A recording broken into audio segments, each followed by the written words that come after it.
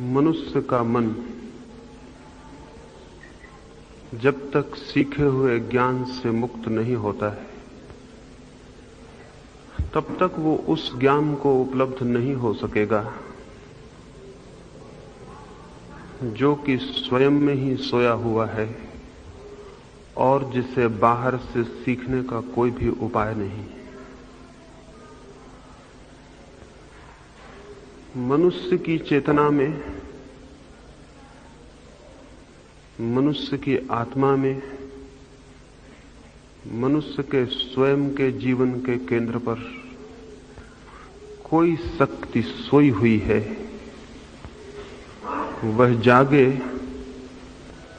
तो ही सत्य का ज्ञान उपलब्ध हो सकता है। सत्य के ज्ञान को पाने के लिए बाहर से जो भी हम सीख लेते हैं वो सब बाधा बन जाती है। ये कल मैंने आपसे कहा। इस संबंध में ही कुछ प्रश्न हैं, पहले उनके आपको उत्तर दूं। पूछा है, हम यदि अर्जित ज्ञान को छोड़ दें, जो हमने सीखा है उसे यदि छोड़ दें, तो कहीं जड़ता और निष्क्रियता पैदा न हो जाए। अर्जित ज्ञान को दो हिस्सों में बांट लेना जरूरी है। बाहर के जगत के संबंध में जो ज्ञान है वह तो अर्जित ज्ञान ही होगा। उस संबंध में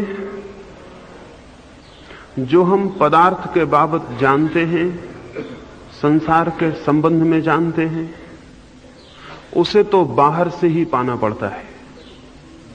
जो ज्ञान बाहर के संबंध में है वो बाहर से ही उपलब्ध होता है, लेकिन जो ज्ञान स्वयं के संबंध में है वो बाहर से उपलब्ध नहीं होता है।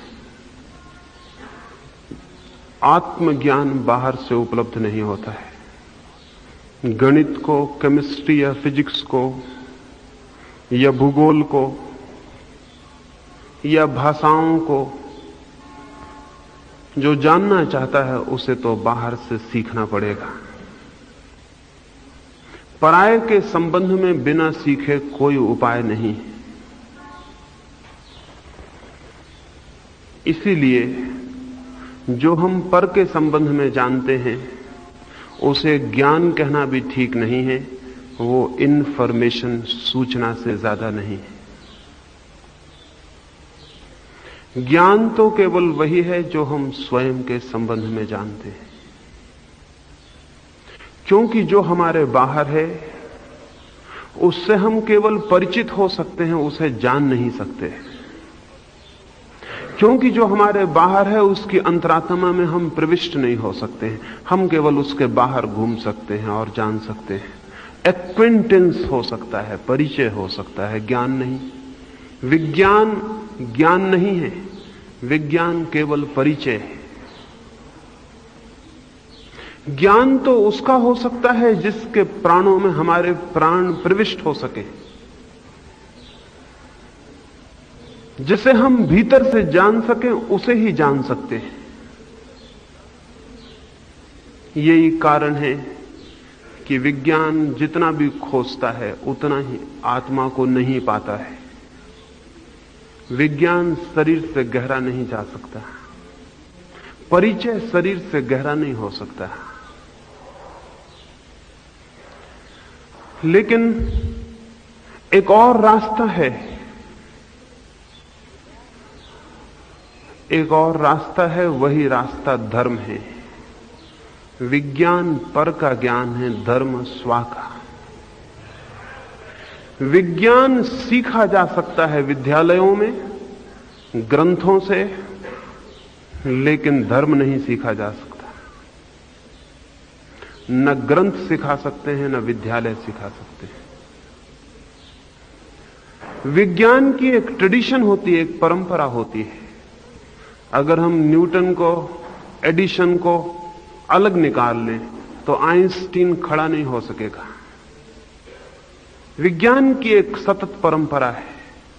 जो पीछे जाना गया है, आगे का विज्ञान उसी पर खड़ा होता है। लेकिन अगर हम महावीर को, बुद्ध को, कृष्ण को, क्राइस्ट को अलग निकाल लें तो भी धर्म जाना जा सकता है। धर्म की कोई परंपरा नहीं होती। धर्म वैयक्तिक अनुभव है और विज्ञान एक परंपरा है।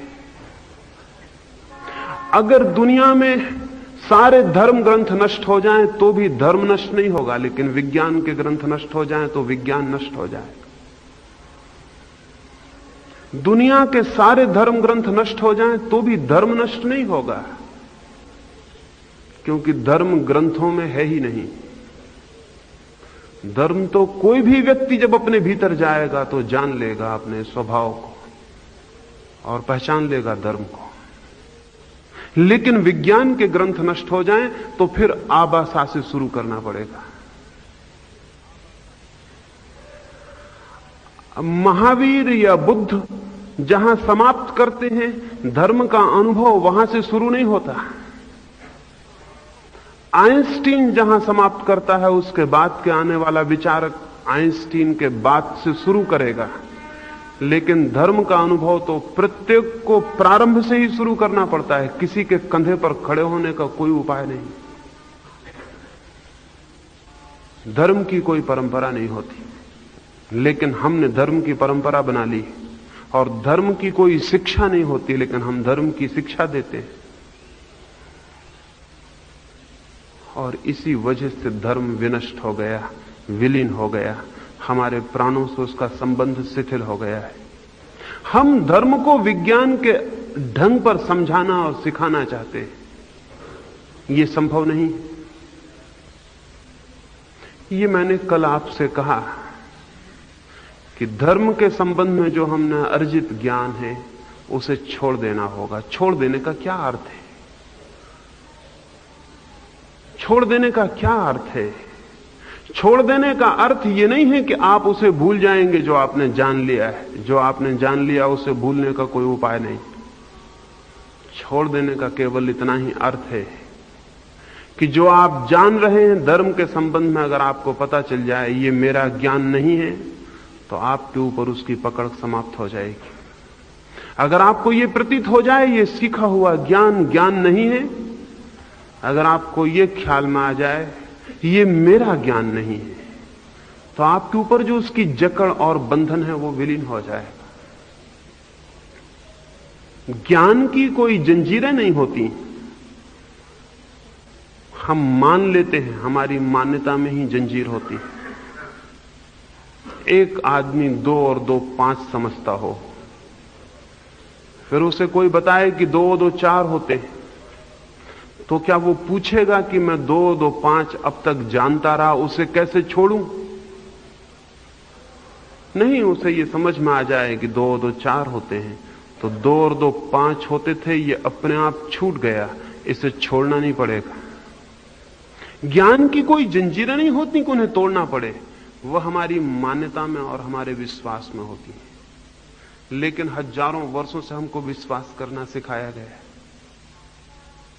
हमसे यही कहा जाता रहा है, विश्वास करो, विचार मत करो। इसका परिणाम यह हुआ है कि विश्वास और विश्वास के अंधे आधार पर हमने कुछ बातें सीख ली हैं और उनसे हम जकड़ गए, और वो जकड़न हमारे चित्त को जमीन से बांधे रखती है, ऊपर की यात्रा नहीं होने देती। कोई हिंदू होकर बंद हो गया है, कोई मुसलमान होकर बंद हो गया, कोई बौद्ध, कोई जैन, कोई ईसाई, हम सब बंद हो गए हैं अपने अपने कारागृहों में। और स्मरण रहे, जो कारागृह मनुष्य को मनुष्य से अलग कर देते हैं, वे मनुष्य को परमात्मा से कभी भी नहीं जोड़ सकेंगे। जो दीवारें आदमी आदमी को तोड़ देती हैं, वे आदमी को परमात्मा से जोड़ने वाले सेतु नहीं बन सकेंगी। अभी मनुष्यता उस स्थान पर भी नहीं पहुंच पाई है जहां सारे मनुष्यों के बीच सब तरह की दीवारें गिर जाएं। और दीवारें किस चीज की हैं? सिवाय शब्दों के और कौन सी दीवारें? कुछ शब्द मैंने सीख लिए हैं, कुछ शब्द आपने सीख लिए हैं और हमारे शब्द भिन्न हैं, तो मैं हिंदू हूं और आप मुसलमान हैं, आप ईसाई हैं, मैं जैन हूं। कुछ शब्द हमने सीख लिए हैं और वे शब्द हमें अलग किए हुए हैं। सत्य अलग नहीं करेगा, इकट्ठा कर देगा, जोड़ देगा, लेकिन शब्द अलग कर देते हैं। शब्द सत्य नहीं हो सकते हैं। शब्द बहुत थोथे हैं, निर्जीव और मुर्दा हैं। जब आप आत्मा शब्द का विचार करते हैं, क्या ख्याल आता है आपके पास? जब आप परमात्मा शब्द का विचार करते हैं, क्या ख्याल आता है? जो आपको सिखा दिया गया है वही। अगर हिंदू के सामने हम कहें परमात्मा, तो सोचता है राम। अगर कृष्ण को पूछता है तो कृष्ण। क्राइस्ट के सामने कहें तो वो कुछ और सोचता है, मुसलमान के सामने कहें तो कुछ और सोचता है। हर शब्द के संबंध में उन्होंने जो सीख लिखा है वही सोचते हैं। और बड़े अर्थ की बात यह है कि सत्य को जानने के लिए मन सभी शब्दों से शून्य हो, तभी उसका अनुभव हो सकता है। क्योंकि शब्द भी एक तरह का तनाव है, बेचैनी है। शब्द भी मन पर एक तरह का बोझ है।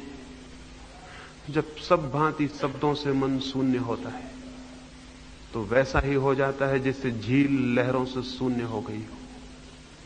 एक दर्पण बन जाता है और उस दर्पण में ही अनुभव होता है। शब्द बाधा है और इन शब्दों को हमने विश्वास के आधार पर पकड़ लिया है। किसने आपसे कहा कि ये सत्य है? लेकिन परंपरा कहती है और हम विश्वास कर लेते हैं। हमने सोचा, हमने विचारा नहीं। हमने मनुष्य का जो सबसे महत्वपूर्ण गुण है, विचारना, उसको भी छोड़ दिया है। आदमी करीब करीब भेड़ों की भांति हो गए हैं। वे किसी के पीछे चलते हैं, सोचते नहीं। वे खुद विचार नहीं करते। वे अनुयायी हैं और विश्वासी हैं। और दुनिया के सभी शोषक यही चाहते हैं कि आदमी विश्वासी रहे, विचारशील ना हो जाए। राजनीतिज्ञ भी यही चाहते हैं, धर्म पुरोहित भी यही चाहते हैं। सभी यही चाहते हैं कि मनुष्य में विचार पैदा न हो, क्योंकि विचार बहुत विद्रोही है, विचार बहुत रिबेलियस है। और विचार पैदा होगा तो दुनिया में बड़ी क्रांति हो जाएगी। इसलिए विचार ना हो, विश्वास हो, तो विश्वास से कभी कोई क्रांति नहीं होती। विश्वास आदमी को भेड़ों जैसा बना देता है, क्रांति का सवाल ही नहीं रह जाता है। मैंने सुना एक स्कूल में एक अध्यापक अपने बच्चों को गणित सिखा रहा था। उसने बच्चों से पूछा कि एक छोटी सी बागुड़ में, एक बगिया में 11 भेड़ें बंद हैं, उनमें से 5 छलांग लगाकर बाहर निकल गईं, तो पीछे कितनी भेड़ें बचेंगी? एक बच्चे ने हाथ हिलाया। सबसे पहले एक छोटे से बच्चे ने हाथ हिलाया। उस शिक्षक ने पूछा कितना उत्तर है? उस बच्चे ने कहा एक भी भेड़ पीछे नहीं बचेगी। शिक्षक ने कहा तुम बिल्कुल पागल हो, 5 भेड़ें बाहर निकली और 11 भीतर थीं, भीतर बिल्कुल नहीं बचेंगी। उस बच्चे ने कहा आप गणित जानते होंगे, मैं भेड़ों को जानता हूं। मेरे घर में भेड़ें हैं, अगर एक भेड़ भी बाहर निकल गई तो पीछे कोई भेड़ नहीं बचेगी। आप गणित जानते होंगे, लेकिन मैं भेड़ों को जानता हूं, मेरे घर में भेड़ें हैं। आदमी के बाबत भी क्या यह नहीं कहा जा सकता है कि आदमी ने भेड़ों की तरह व्यवहार किया है? क्या हम ये कह सकते हैं कि हम मनुष्य की भांति विचारपूर्ण हैं, या कि हम पीछे चलते हैं?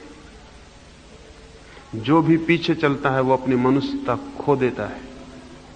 हम सभी लोग किसी के पीछे चलते हैं।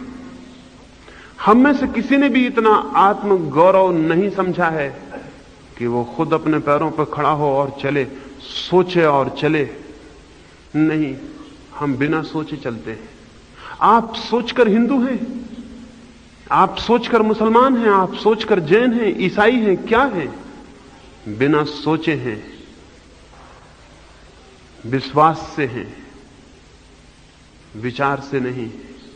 और जो विश्वास से जीता है वो बंधन में जीता है, वो कभी स्वतंत्र नहीं हो सकता, क्योंकि विश्वास अंधा है। विश्वास के पास कोई आंखें नहीं। और विश्वास की ताकत इस बात में नहीं होती कि जो कहा जा रहा है वो सत्य है, बल्कि इस बात में होती कि जो कहा जा रहा है वो इतने ढंग से व्यवस्थित रूप से प्रचारित किया जा रहा है कि सत्य जैसा प्रतीत होने लगेगा। एडोल्फ हिटलर ने अपनी आत्मकथा में लिखा है, ऐसा कोई भी असत्य नहीं है जिसे बार बार दोहरा के लोगों के लिए सत्य न बनाया जा सके।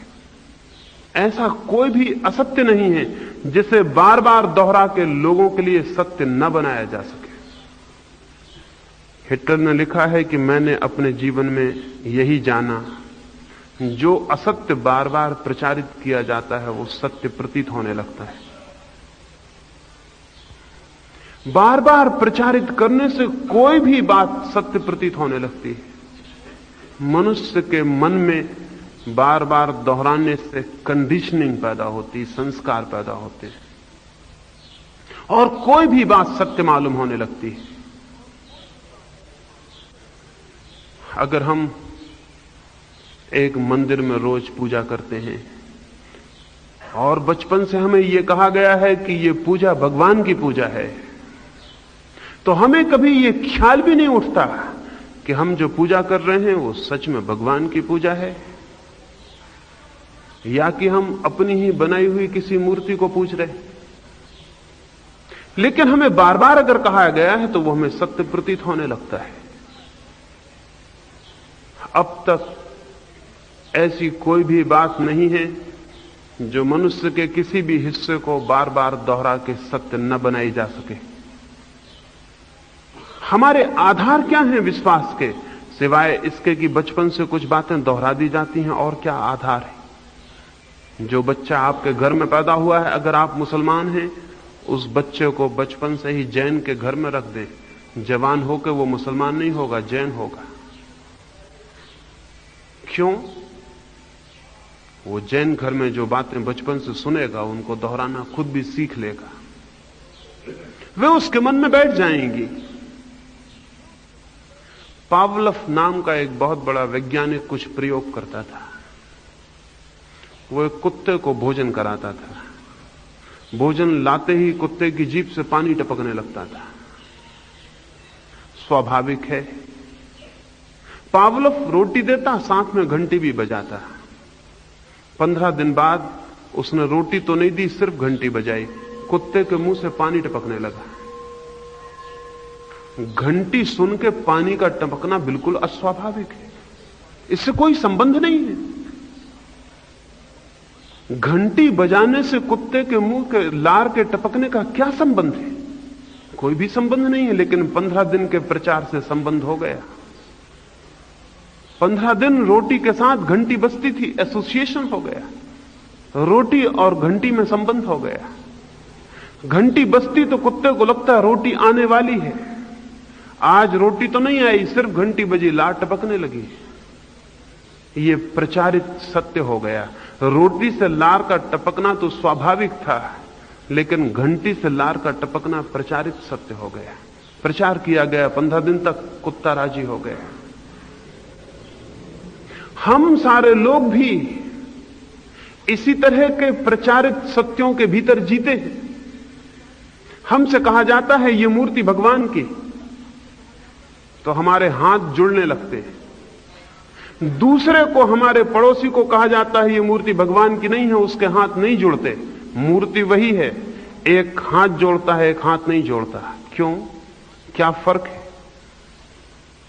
एक आदमी मंदिर के सामने से निकलता है तो उसका मन होता है हाथ जोड़ें, दूसरा आदमी निकलता है उसका मन होता है इस मंदिर को तोड़ दें तो धर्म हो जाएगा। हिंदू मुसलमान की मस्जिद तोड़ देना चाहता है, मुसलमान हिंदू का मंदिर तोड़ देना चाहता है। जो एक के लिए धर्म स्थान है वो दूसरे के लिए अधर्म का स्थान बन जाता है। क्यों? प्रचार भिन्न भिन्न है। एक के मन पर एक बात सिखाई गई है, दूसरे के मन को दूसरी बात सिखाई गई। और कुछ भी सिखाया जा सकता है, कैसी भी मूर्खतापूर्ण बात सिखाई जा सकती है। और हजारों वर्ष तक चलाई जा सकती और लाखों लोग उसको मानते रह सकते हैं। दुनिया का जो पतन, आदमी के जीवन में जो आज इतना अंधकार है, उसका कोई और कारण नहीं है, नास्तिकता कारण नहीं है उस अंधकार का, नहीं विज्ञान का विकास उसका कारण है, नहीं भौतिक समृद्धि का बढ़ जाना उसका कारण है। उसका एकमात्र कारण है 5000 वर्षों से मनुष्य को विश्वास सिखाया जा रहा है, विचार नहीं। मनुष्य के भीतर विचार जड़ हो गया है, उसके भीतर सोचने समझने की क्षमता क्षीण हो गई है। वो केवल मान सकता है, बिलीव कर सकता है, विश्वास कर सकता है, खोज नहीं सकता, जान नहीं सकता, पहचान नहीं सकता, अपनी तरफ से प्रयास नहीं कर सकता। कोई कह दे तो वो मान लेगा। जितनी बड़ी अथॉरिटी हो कहने वाली, उतने जल्दी मान लेगा। इसलिए सभी धर्मों के लोग कहते हैं हमारा ग्रंथ खुद भगवान का लिखा हुआ है, बड़ी अथॉरिटी पैदा करते हैं। हमारा ग्रंथ खुद भगवान का लिखा हुआ है, दूसरों के ग्रंथ आदमियों के लिखे हुए हैं। भगवान से बड़ा प्रमाणिक और कौन हो सकता है? प्रचार करने में सुविधा हो जाती। फिर जितनी पुराने दिनों की बात प्रचारित की गई हो, उतनी मन में आसानी से बैठती। इसलिए हर दुनिया का धर्म कहता है हम सबसे पुराने धर्म हैं, बाकी सब धर्म नए हैं। क्यों? इतना पुराना होने का शौक क्या है? पुराना होने का कारण है, जितनी बात पुरानी हो लोगों को लगती उतनी सच होनी चाहिए, नहीं इतने दिन जिंदा कैसे रहती। जितनी पुरानी हो उतनी सच होनी चाहिए। लेकिन बेवकूफियां भी पुरानी होती हैं, मूर्खताएं भी पुरानी होती हैं। पुराने होने से कुछ भी नहीं होता। अरस्तु जैसा बहुत विचारशील व्यक्ति, जो कि यूनान में तर्क का पिता कहा जाता है, उसने भी अपनी किताब में लिखा है स्त्रियों के दांत पुरुषों से कम होते हैं। यूनान में यह ख्याल था कि स्त्रियों के दांत पुरुषों से कम होते हैं, और किसी समझदार को यह ख्याल न सूझा कि किसी स्त्री के दांत गिन ले। अरस्तु खुद इतना बड़ा तर्कशास्त्री और विचारक था, और उसके पास एक एक नहीं 2-2 औरतें थी, उसकी 2 पत्नियां थी। लेकिन उसको यह कभी ख्याल ना आया कि बैठ के उनके दांत गिन ले। ख्याल था यूनान में कि दांत स्त्रियों के कम होते हैं। असल बात यह है कि पुरुषों को यह कभी समझ में नहीं आता कि स्त्रियां उनके बराबर किसी भी चीज में हो सकती, तो दांत भी बराबर कैसे हो सकते। किसी पुरुष ने यह ठीक ना समझा कि दांत गिने, और स्त्रियों ने भी अपने दांत ना गिने, क्योंकि स्त्रियां तो पुरुषों की अनुयायी हैं, जहां पुरुष जाते हैं वहां वे भी चली जाती हैं। 1000 साल तक यूनान के करोड़ों लोग मानते रहे स्त्रियों के दांत पुरुषों से कम होते। जिस आदमी ने पहली दफा दांत गिने, लोगों ने उससे कहा तुम पागल हो। ऐसा कभी हुआ है कि बराबर दांत हुए हो? और अगर तुम्हारी स्त्री के दांत बराबर हैं तो यह कोई प्रकृति की भूल होगी। तुम्हारी स्त्री के दांत होंगे बराबर, लेकिन स्त्रियों के दांत कभी पुरुषों के बराबर होते ही नहीं, ना कभी हुए हैं। हजारों साल से अरस्तु जैसे विचारक ने लिखा है कि स्त्रियों के दांत कम होते हैं। दुनिया में हजारों तरह के नासमझियां पुरानी होने की वजह से चलती रही, लेकिन किसी ने उन पर संदेह नहीं किया और विचार नहीं किया। और जो विचार करे वो पागल मालूम पड़ेगा, क्योंकि विचार ना करने वालों की भीड़ में एक आदमी जब विचार करता है तो पागल मालूम पड़ता है। जहां सारे लोग एक तरह से सोचते हो, और एक तरह से इसीलिए सोचते हैं कि सोचते ही नहीं हैं। जहां भीड़ खड़ी हो वहां एक आदमी जरा भी पृथक सोचेगा तो उसे खुद भी शक होगा कि मैं कहीं गलत तो नहीं हूं, क्योंकि इतने लोग उस तरफ। भीड़ की अपनी ताकत है, और इसलिए मैं कहता हूं सत्य का भीड़ से कोई संबंध नहीं, और केवल वे ही लोग सत्य को उपलब्ध हो पाते हैं जो भीड़ से मुक्त होने में समर्थ होते हैं। सिखाए हुए ज्ञान से केवल वही मुक्त हो सकता है जो भीड़ के प्रभाव से मुक्त हो जाए। एक कहानी मैंने सुनी। एक राजा के दरबार में एक नया आदमी आया, और उसने उस राजा को कहा कि आप क्या मनुष्यों जैसे वस्त्र पहने हुए हैं, आपके राज्य की सीमाएं नहीं है, करीब करीब पृथ्वी आपके बस में आ गई, और आप मनुष्य जैसे कपड़े पहनते हैं। मैं आपके लिए देवताओं के वस्त्र ला सकता हूं। राजा बहुत बहुत प्रभावित हुआ और उसने कहा कि कितना खर्च होगा, खर्च की कोई फिक्र मत करना, लेकिन देवताओं के वस्त्र जरूर लाओ। उस आदमी ने कहा, आज तक पृथ्वी पर देवताओं के वस्त्र नहीं आए, ये पहला मौका होगा, ये तुम पहले आदमी होगे जो देवताओं के वस्त्र पहनेगा। लेकिन तुम्हें आदमियों के वस्त्र शोभा नहीं देते हैं। राजा बहुत बहुत योजनाएं बनाने लगा और उसने उस आदमी को कहा कि देवताओं के वस्त्र लाने की कोशिश करो। हजारों रुपए उस आदमी ने खर्च कर दिए। दरबारियों को शक था कि देवताओं के वस्त्र ना तो कभी देखे गए न कभी लाए गए, ये आदमी धोखेबाज ना हो। लेकिन निश्चित तिथि पर हजारों रुपए तो उस आदमी ने खर्च किए, लेकिन निश्चित तिथि पर वो एक बड़ी भारी पेटी लेके आ गया दरबार में। तब तो लोग निश्चिंत हो गए कि जरूर वो वस्त्र लाया है।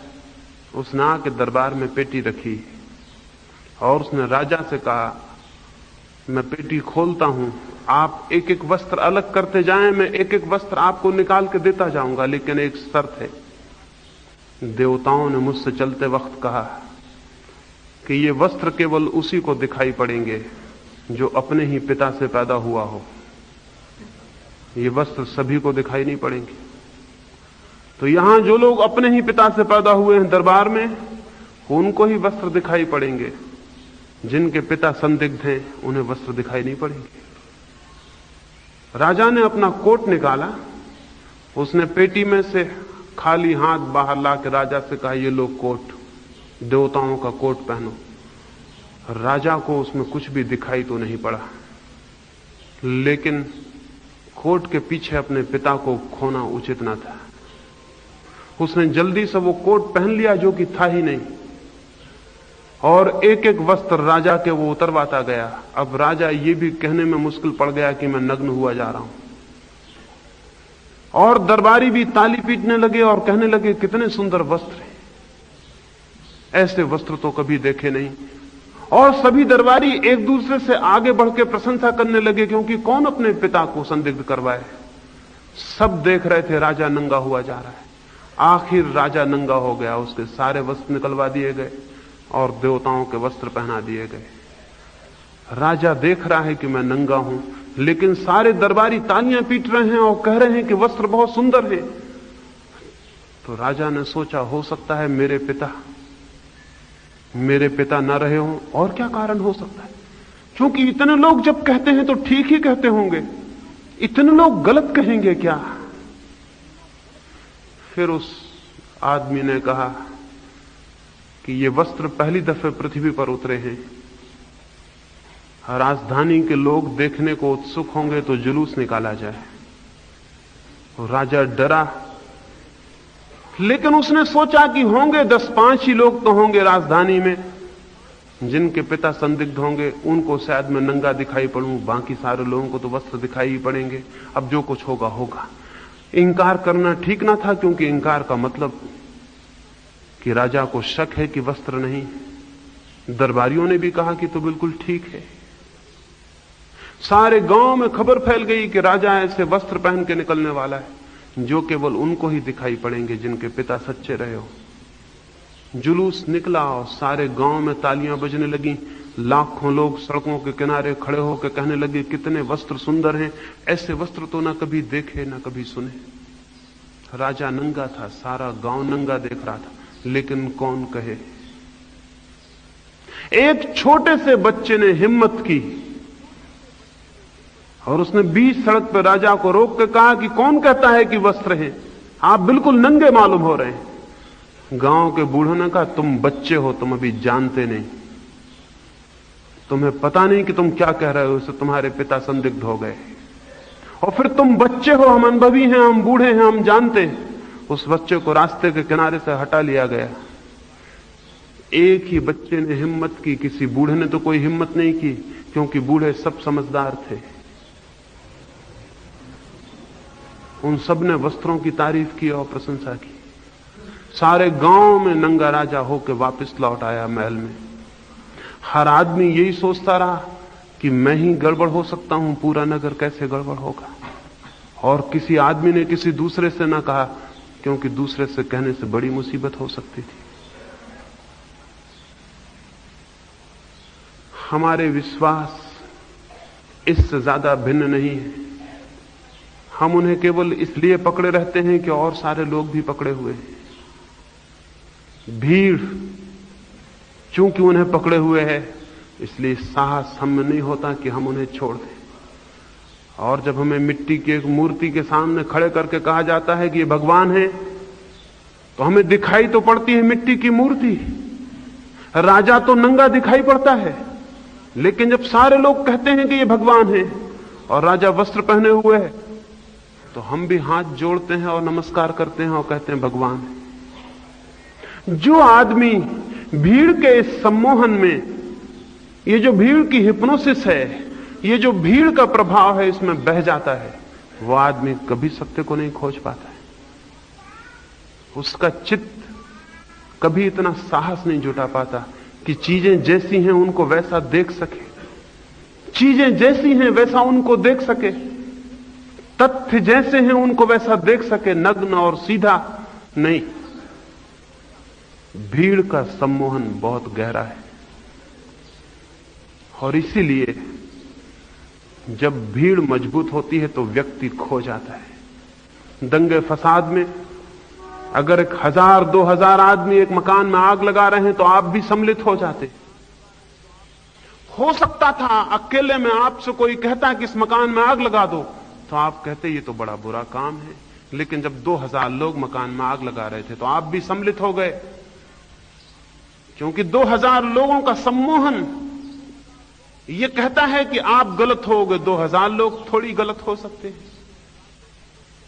इसलिए दुनिया में जितने बड़े पाप हैं वो व्यक्तिगत आदमी कभी नहीं करते, हमेशा भीड़ में करते। छोटे पाप अलग अलग करते होंगे, बड़े पाप हमेशा भीड़ में करते। दुनिया में छोटे पापों का जुम्मा आदमियों पर कभी नहीं है, भीड़ पर उनका जुम्मा है। भीड़ में आदमी अपनी व्यक्तिगत जिम्मेवारी खो देता है। अभी हिंदुस्तान पाकिस्तान का बंटवारा हुआ, भीड़ ने क्या क्या नहीं किया। उस भीड़ में अच्छे लोग सम्मिलित थे, ऐसे लोग जो रोज सुबह कुरान पढ़ते थे, गीता पढ़ते थे, जो मंदिरों मस्जिदों में सत्संग करते थे, ऐसे लोग सम्मिलित थे। अगर उनसे हम अकेले में मिलकर पूछें तो वो कहेंगे हमारी समझ में नहीं आता कि ये कैसे हुआ। लेकिन जब भीड़ के बीच में वो खड़े थे तो उन्होंने भी किया। भीड़ के बीच में हमारी व्यक्तिगत चेतना खो जाती है। इसलिए मैं आपसे कहता हूं, धर्म का कोई संबंध भीड़ से नहीं है। भीड़ से संबंध होगा राजनीति का, धर्म का भीड़ से क्या संबंध है। लेकिन राजनीतिक बहुत होशियार है, उन्होंने धर्म का भी शोषण कर लिया है और धर्म के भी संगठन खड़े कर दिए हैं। जहां भीड़ से संबंध नहीं, वहां संगठन से भी कोई संबंध नहीं होता। सच तो यह है कि आज तक सत्य उन लोगों ने जाना है जो अकेले में गए, भीड़ से बाहर गए। उन्होंने नहीं जिन्होंने संगठन किए और भीड़ इकट्ठी की और जो भीड़ में जाके जुड़ गए। उन्होंने जाना है जो भीड़ से मुक्त हुए और अकेले में गए और एकांत में। और जब उनका चित्त सब भांति भीड़ से मुक्त हो गया, भीड़ की हिप्नोसिस जहां टूट गई, सम्मोहन जहां टूट गया, वहां उन्होंने जाना कि सत्य क्या है। भीड़ ने कुछ बातें सिखाई थी, जब तक उन्होंने उन बातों को न छोड़ा तब तक वे कुछ भी न जान सके। महावीर एकांत में पहाड़ियों में क्या करते थे? शायद आप सोचते होंगे शास्त्र पढ़ते होंगे। शास्त्र तो महावीर अपने साथ कोई भी नहीं ले गए थे। शायद आप सोचते हैं कोई मूर्ति बना के पूजा करते होंगे। महावीर के साथ तो कोई मूर्ति नहीं थी। क्या करते होंगे उस अकेले में? उस अकेले में महावीर भीड़ से मुक्त होने की कोशिश कर रहे थे। वो जो क्राउड है उससे मुक्त होने की कोशिश कर रहे थे। क्राइस्ट क्या कर रहे थे अकेले में, या मोहम्मद क्या कर रहे थे, या बुद्ध क्या कर रहे थे? भीड़ से मुक्त होने की कोशिश कर रहे थे। और इतना ही काफी नहीं है कि कोई भीड़ से भाग के जंगल में चला जाए, इतना काफी नहीं है। भीड़ मन के साथ वहां भी चली जाएगी। जरूरी यह है कि मन पर भीड़ के प्रभाव न रह जाएं। वो जो हमें सिखाया गया है, अगर उसके प्रभाव हमारे मन से अलग हो जाएं, तो हम भीड़ के बाहर हो जाएंगे। चाहे भीड़ के बीच खड़े रहें तो भी भीड़ से बाहर हो जाएंगे। सब हमारे विश्वास, हमारी धारणाएं, हमारे बंधन।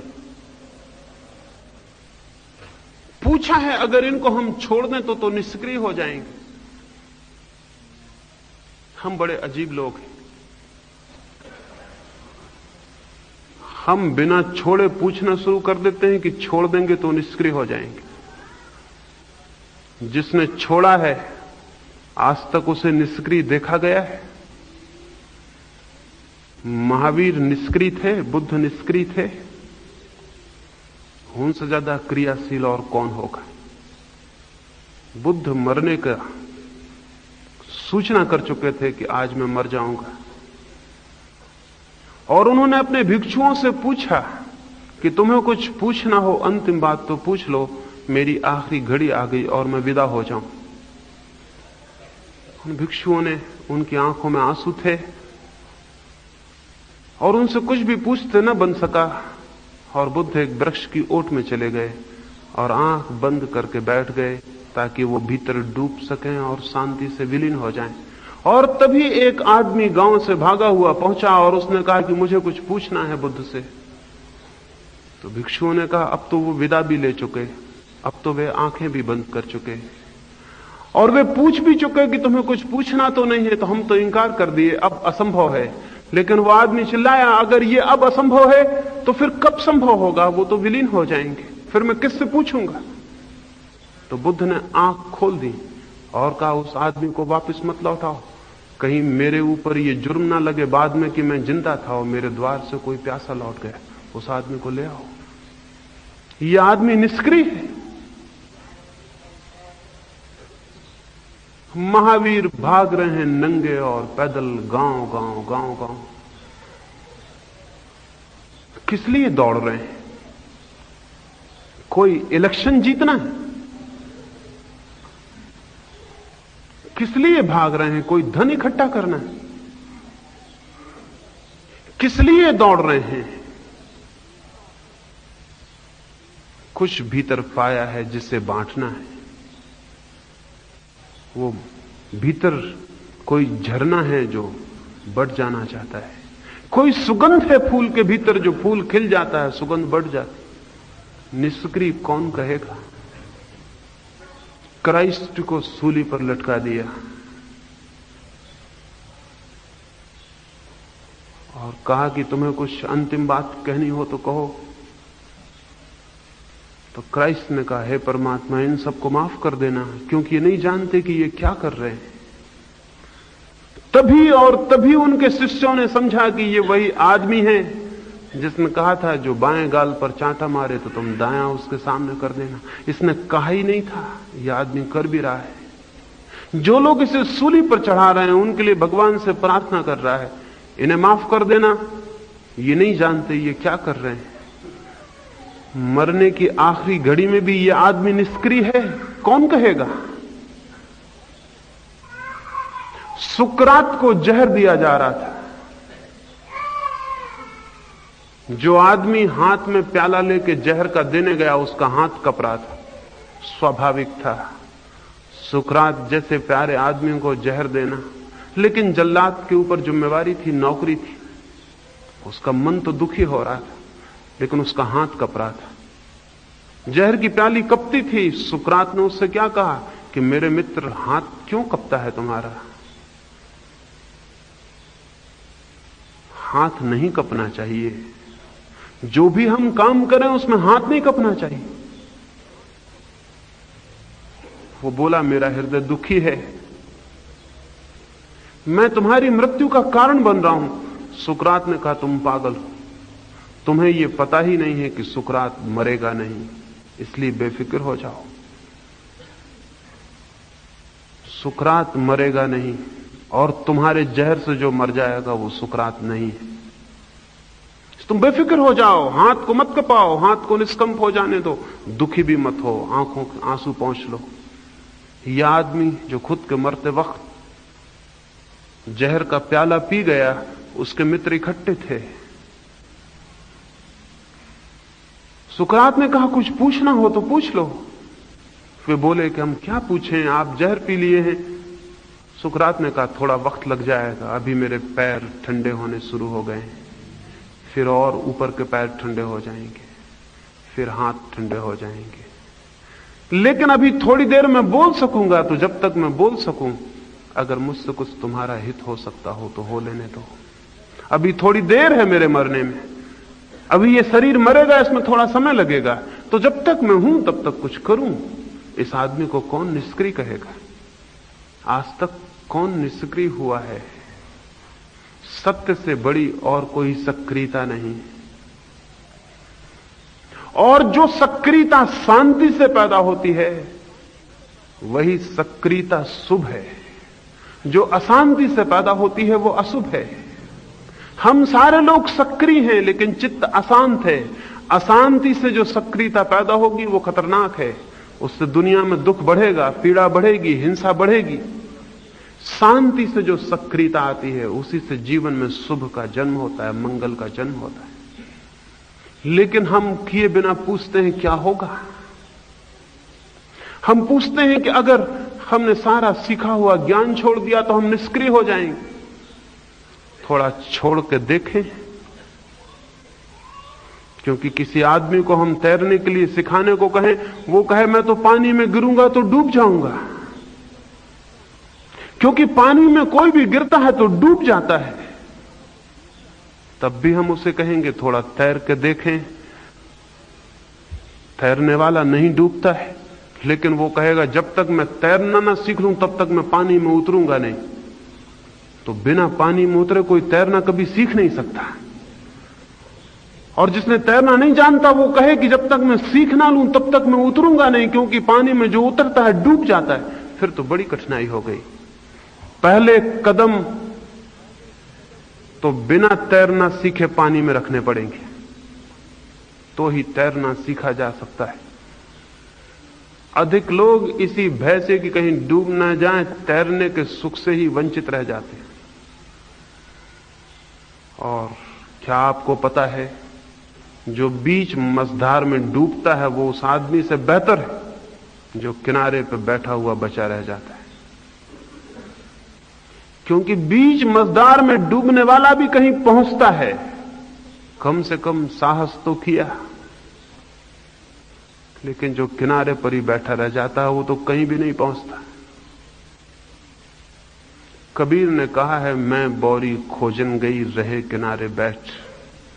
मैं ऐसी पागल, मैं खोजने गया तो मैं किनारे पर ही बैठ के रह गया।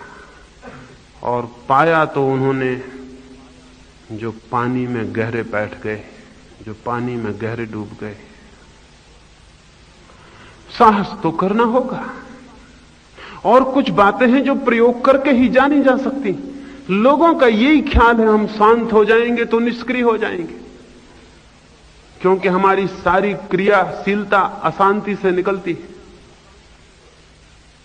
लोगों का यही ख्याल है कि अगर हम शांत हो गए तो फिर तो हम कुछ ना करेंगे।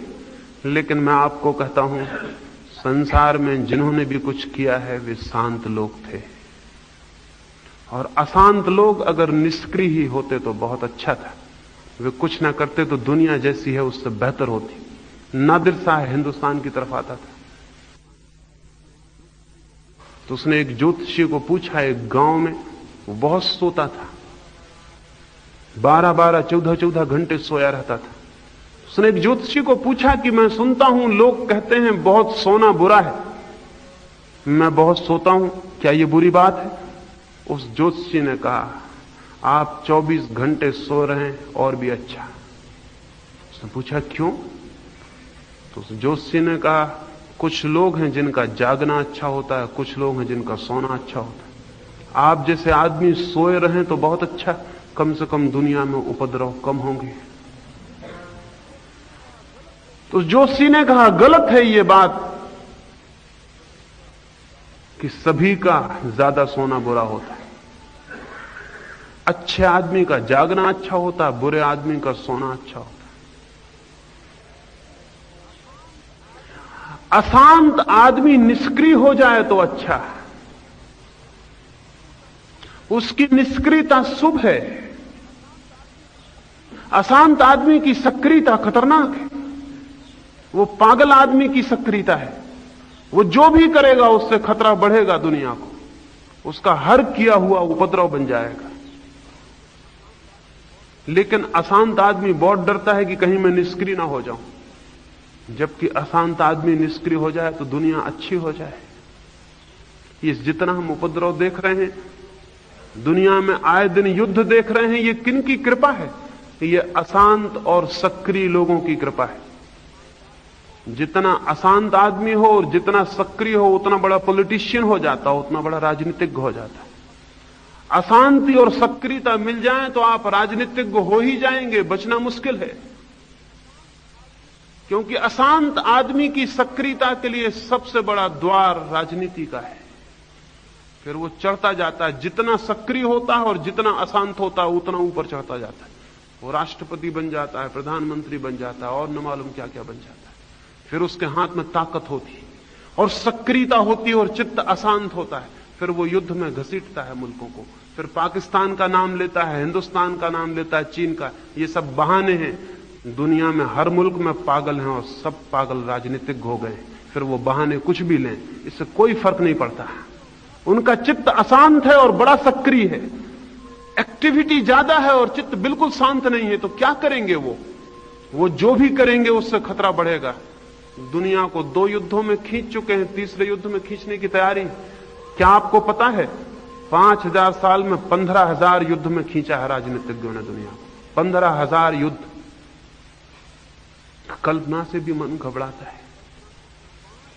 कल्पना से भी 5000 साल के इतिहास में 15,000 युद्ध, हर साल 3 युद्ध।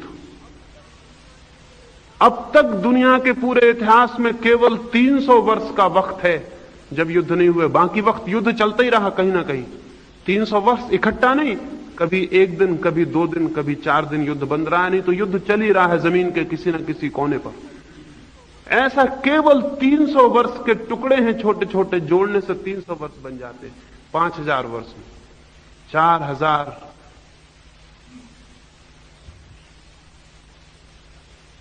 900 वर्ष, 700 वर्ष वो युद्ध में बीते। हम लड़ते ही रहे हैं रोज, लड़ते ही रहे हैं रोज, लड़ते ही रहे हैं। और ये भी 300 वर्ष शांति के वर्ष नहीं, ये नए युद्ध की तैयारी का वक्त नहीं। तो नया युद्ध की तैयारी कब करेंगे? तो दुनिया का इतिहास 2 हिस्सों में बांट सकते हैं, युद्ध का समय और युद्ध की तैयारी का समय। शांति आज तक मनुष्य ने नहीं जानी, क्योंकि अशांत आदमी सक्रिय है। तो मैं तो कहता हूं, अगर आप निष्क्रिय हो गए तो बहुत शुभ। भगवान करे आप निष्क्रिय हो जाएं, लेकिन नहीं, शांति अपनी सक्रियता लाती, अशांति की अपनी सक्रियता है, शांति की अपनी सक्रियता है। अशांति की सक्रियता विक्षिप्तता है, मैडनेस है। शांति की सक्रियता क्रिएटिव होती है, सृजनात्मक होती है। अशांति की सक्रियता डिस्ट्रक्टिव, हिंसा है, तोड़फोड़ है, विनाश है। शांति की सक्रियता सृजनात्मक है, निर्माण करती है, कुछ बनाती है, कुछ विकसित करती है, किसी बीज को पौधे तक पहुंचाती है, किसी पौधे को सुगंध तक पहुंचाती है, कुछ निर्मित करती है। दुनिया में शांत और सक्रिय लोग चाहिए, अभी अशांत और सक्रिय लोग हैं। लेकिन इन सभी अशांत लोगों को यह भय लगता है कि कहीं हम शांत हो गए, हमारी सक्रियता चली जाएगी। निश्चित ही ये सक्रियता चली जाएगी जो अभी है, लेकिन ये चली जानी चाहिए। इसके जाने पर ही एक नई सक्रियता का जन्म होता है। वो नई सक्रियता ही धार्मिक सक्रियता है। तब मनुष्य कुछ निर्मित करता है, कुछ बनाता है। बुद्ध एक पहाड़ पर गए, वहां एक हत्यारे ने उन्हें पकड़ लिया और उस हत्यारे ने कहा कि मैं आपकी गर्दन काटूंगा। मैंने तय किया है कि मैं 1000 लोगों की गर्दन काटूंगा। मैं 999 लोगों को काट चुका हूं, आप 1000 में हैं। लेकिन भिक्षु देखकर मुझे तुम पर दया आती, तुम्हारा निर्दोष चेहरा देखकर मुझे भी दया आती है। तुम लौट जाओ, अगर तुम वापस लौट गए तो मैं तुम्हें छोड़ दूंगा। लेकिन बुद्ध ने कहा, जीवन में क्या कोई कभी वापस लौट सकता है? पीछे लौटने का कोई रास्ता कहां है? बस आगे ही जा सकते हैं, पीछे कैसे लौटेंगे? इसलिए चाहे तुम काटो चाहे कुछ, मैं आगे आता हूं। वह आदमी बहुत हैरान हुआ। बुद्ध उसके सामने आके खड़े हो गए। उसने अपना फरसा उठाया। बुद्ध ने कहा, इसके पहले कि तुम मेरी गर्दन काटो, क्या मरते हुए आदमी की एक इच्छा पूरी कर दोगे? उसने कहा, क्या? बुद्ध ने कहा, ये सामने जो दरख्त लगा है, क्या इसमें से एक छोटी सी शाखा काट के मुझे दे दोगे? उसने अपने फरसे से एक शाखा काट दी और बुद्ध को दे दी। बुद्ध ने कहा, आधा काम तुमने कर दिया, आधा और कर दो, इस शाखा को वापस जोड़ दो। वह आदमी बोला, बड़े पागल मालूम होते हो, तोड़ने तक तो ठीक था, जोड़ना तो बड़ा असंभव है। तो बुद्ध ने कहा, तोड़ तो बच्चे भी सकते थे, कमजोर और काहिल और पागल भी तोड़ सकते थे। इसमें बहादुरी क्या है? इसमें तुम्हारी खूबी क्या है? लेकिन अगर जोड़ सको तो समझना कि तुम पहली दफा कुछ कर रहे हो। अब तुम मेरी गर्दन काट दो। उस आदमी का फरसा नीचे गिर गया। उसने कहा, गर्दन कैसे काटूं? एक भी गर्दन जोड़ नहीं सकता हूं। तो बुद्ध ने कहा, पछताओ उन गर्दनों पर जो काटी, और शेष जीवन इसमें लगाओ कि कुछ गर्दनें जोड़ सको। क्योंकि तुम्हारे होने की खूबी वहां है जहां तुम जोड़ते और बनाते हो। तोड़ना तो कोई भी कर सकता है। अशांत आदमी तोड़ता है, शांत आदमी जोड़ता है। और तोड़ने की सक्रियता जब जाएगी तभी जोड़ने वाली सक्रियता पैदा हो सकती है, उसके पहले वो पैदा नहीं हो सकती। कोई आदमी अपना बगीचा बनाता है तो पहले जमीन में से घास पात निकाल के फेंक देता है, फिजूल जड़ें उखाड़ के फेंक देता है, तब नए बीज बोता है। क्योंकि अगर पुरानी जड़ें और घास पात वहां रहा तो नए बीज डूब जाएंगे, वो कहीं फल भी नहीं सकेंगे, वो विकसित भी नहीं हो सकेंगे। मन को पुरानी सक्रियता से हटा लेना होगा, तभी नई सक्रियता का जन्म हो सकता है। तो मैं तो कहता हूं ये अच्छा है कि मन आपका निष्क्रिय हो जाए।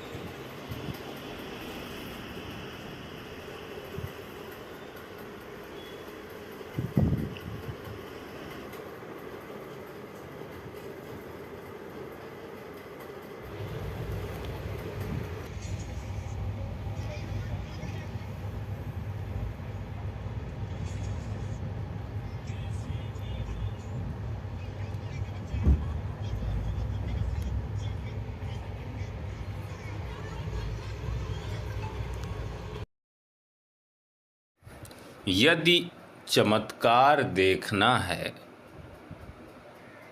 तो स्वयं होकर देखो, स्वयं की ओर देखो, बाहर देखना बंद।